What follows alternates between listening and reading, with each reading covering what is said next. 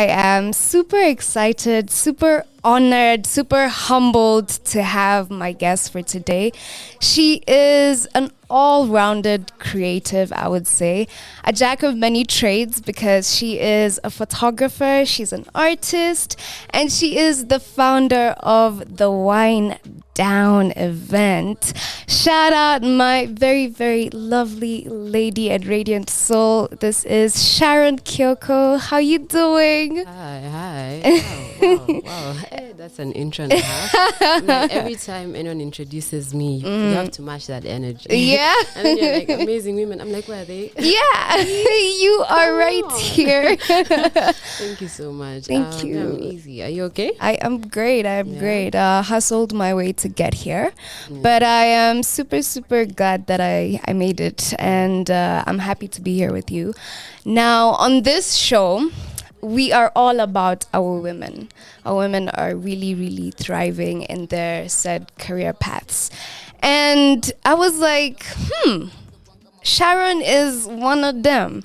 Now, I want to be able to talk about your background, let people know who you are, and then we can talk about the Whine Down event. So I'd want to know, where did you go to school?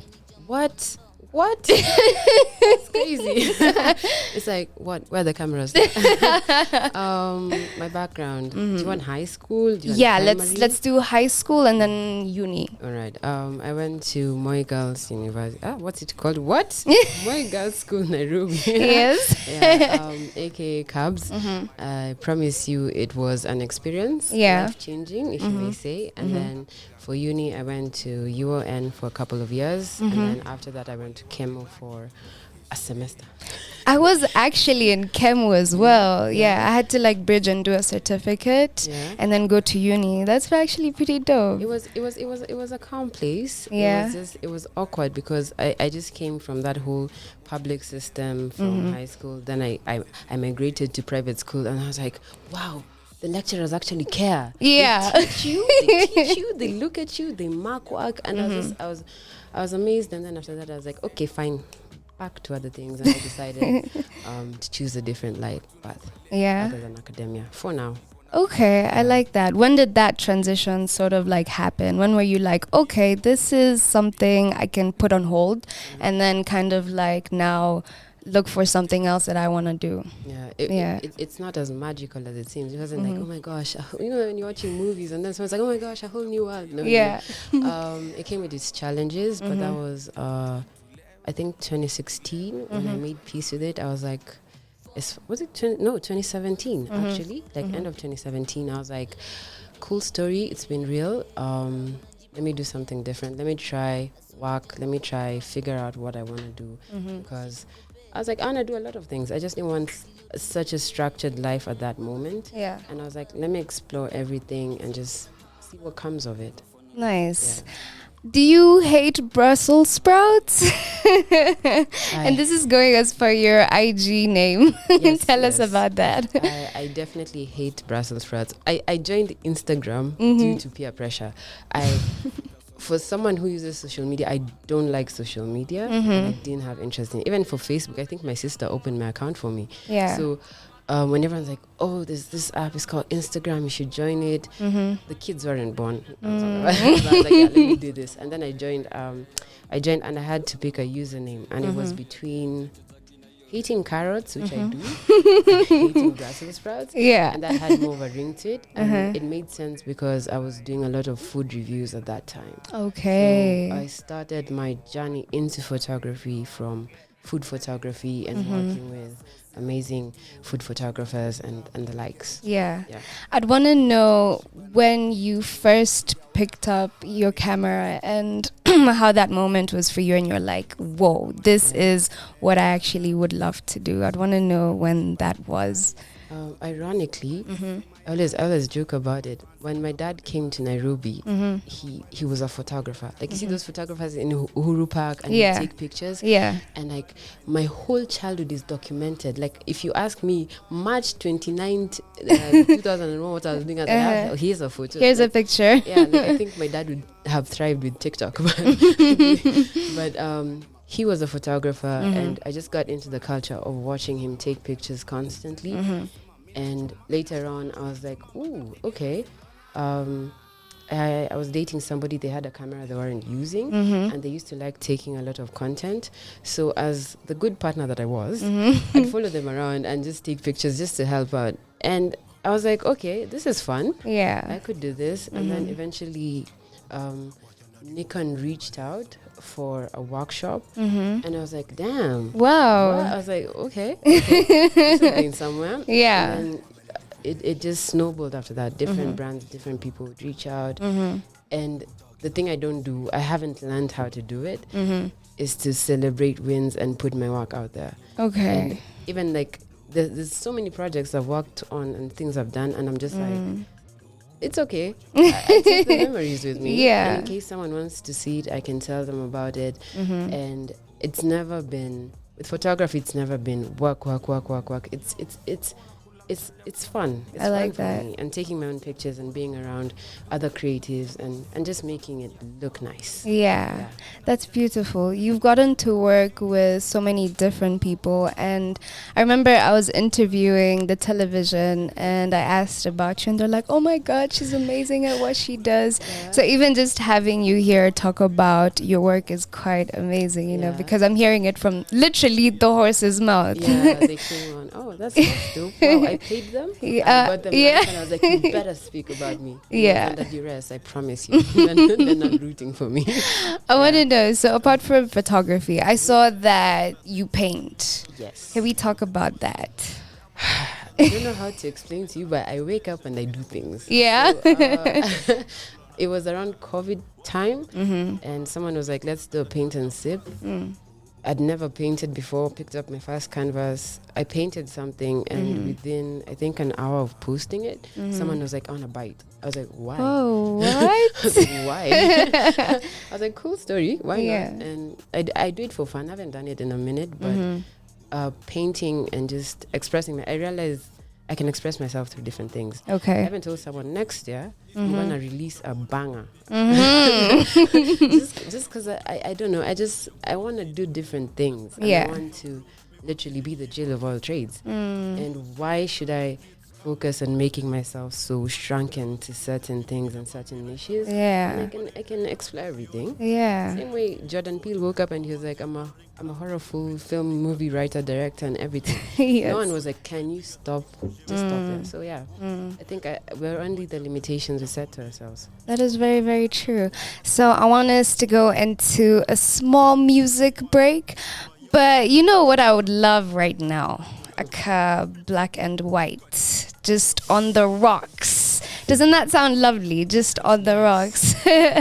So I'm telling you guys that honestly, it is quite crisp and it goes down so well. And I'm here to tell you that excessive consumption is harmful to your health. Alcohol is not for consumption to persons under the age of 18. So make sure that you are drinking responsibly with your black and white on the rocks, just like I like it.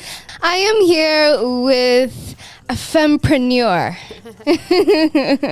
Sharon, and I want to be able to ask Sharon now about the wind down, because off air we were talking about it and it got me pretty excited. So I want to be able to know, it's an all-female event. I like to describe it differently. Okay, please. Yeah, I describe it differently to make it easier because we live in such a binary world where people are exposed to two genders or wouldn't want to understand that gender is such a wide spectrum. So the way I describe the one down is it's a non-men space. So it's open to everybody who doesn't identify as a man. And yeah, so we have non-binary people, we have agender people, and we have women. Okay, beautiful. I want to know what inspired you to come up with this event. Like, were you sitting down with a group of your girls and you were like, hey, there's a miss, there's something that's lacking and we need to fill that gap. Can you please tell me about this? Funny story. I was sitting under an apple tree and an apple dropped in my hand. Then I like that. What? No, how the wind down came to be was, it was basically inspired by my predecessors. Those Does that make sense? Is it predecessors of those before me? Before pre-COVID, we had event spaces that were similar to it and had probably some of the same norms. And because I was exposed to those spaces, I was like, why not restart something like that? Let me make something that's more dynamic, something that's business oriented, and something that taps into a market that's flooded by men doing men things in boys clubs. Yeah. I was like, why not cause a bit of havoc and see where this leads? And yes, it was a conversation between me, my friends, and eventually they're like, just do it. It doesn't matter how it comes to what happens. It started quite small. It didn't even have the name, the Whine Down. And someone told me, they were like, you have to give this thing life. You have to push it forward and you have to let it run on its own. You don't have to be attached to it. You can be, but just know what you want to start is something that will take shape and form on its own. Yeah, that's what happened. Let's talk about the first ever edition. Correct me if I'm wrong. This was March 2022, the 26th. Yes. So you had your first edition, and the theme was Black and Sheer. So let's talk about the first edition, and let's talk about the themes behind the events. Yeah. The first edition, that was exciting. I remember I felt so, hey, brought back. I was excited about it. I was like, wow, it's the first Whine Down. We put ticket prices at such an accessible point. I was like, let me see what happens. We found a really good location through a friend. Yeah. And I remember feeling so nice. I just walked into the space, and because for me, whenever I'm at the Whine Down, it's work. I'm not there to have fun. So I remember I was running up and down trying to make sure everything is in order. And then people would just be like, stop, just look around. I look around and then it sinks in. And then, that's it. And how the themes come about, I just think of things that are exciting. Okay. Because I want to see women and other genders that can come to the Whine Down dress up. And we make it like a whole fashion scene because our space has zero harassment tolerance. We're fully...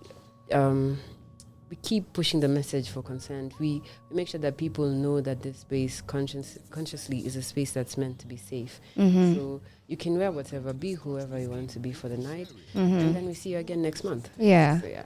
I'd want to know the team behind it.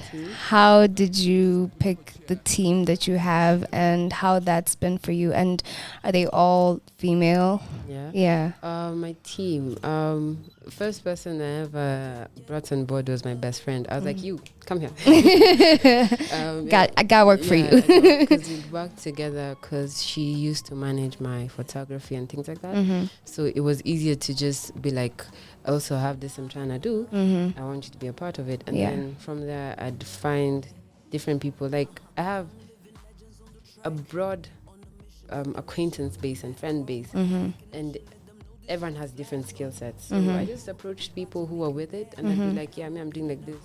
Do you want to? I'm doing this. Do you want to? Are you okay with this? So I pick people, especially talented humans who are trying to make things work out and also people who also believe in my vision. And it's been a challenge because the moments you'd work with somebody, it doesn't work out and you have to remind yourself it's not them.